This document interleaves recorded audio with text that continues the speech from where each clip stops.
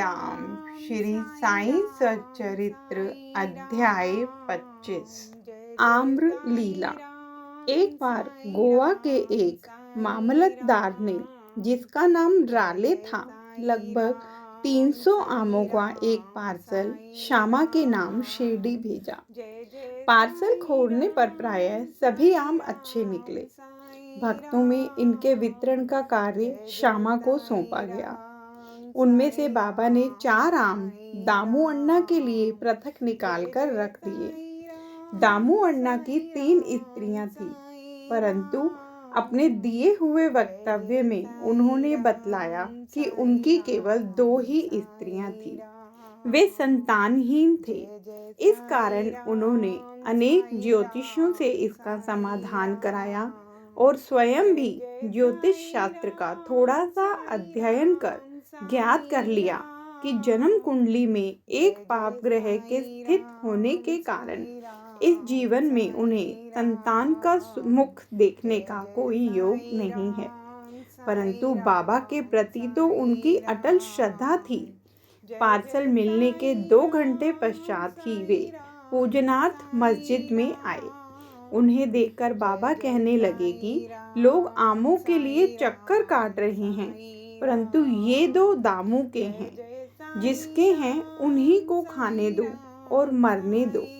इन शब्दों को सुन दामू अण्णा के हृदय पर वज्राघात सा हुआ, परंतु मालसापति ने उन्हें समझाया कि इस मृत्यु शब्द का अर्थ अहंकार के विनाश से है और बाबा के चरणों की कृपा से तो वह आशीर्वाद स्वरूप है। तब वे आम खाने को तैयार हो गए। इस पर बाबा ने कहा कि वे तुम न खाओ, उन्हें अपनी छोटी स्त्री को खाने दो। इन आमों के प्रभाव से उसे 4 पुत्र और 4 पुत्रियां उत्पन्न होंगी।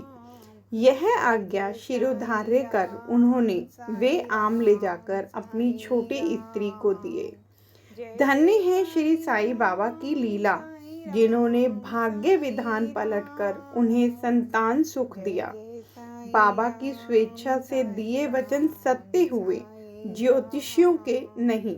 बाबा के जीवन काल में उनके शब्दों ने लोगों में अधिक विश्वास और महिमा स्थापित की, परंतु महान आश्चर्य है कि उनके समाधिस्थ होने के उपरांत भी उनका प्रभाव पूर्ववत ही है। बाबा ने कहा कि मुझ पर पूर्ण विश्वास रखो। यद्यपि मैं देह त्याग भी कर दूंगा, परंतु फिर भी मेरी अस्थियां आशा और विश्वास का संचार करती रहेंगी। केवल मैं ही नहीं, मेरी समाधि भी वार्तालाप करेगी, चलेगी, फिर और उन्हें आशा का संदेश पहुंचाती रहेगी, जो अनन्य भाव से मेरे शरणागत होंगे। निराश न होना कि मैं तुमसे विदा हो जाऊंगा। तुम सदैव मेरी अस्थियों को भक्तों के कल्याणार्थ ही चिंतित पाओगे। यदि मेरा निरंतर स्मरण और मुझ पर दृढ़ विश्वास रखोगे तो तुम्हें अधिक लाभ होगा। जय साईं राम।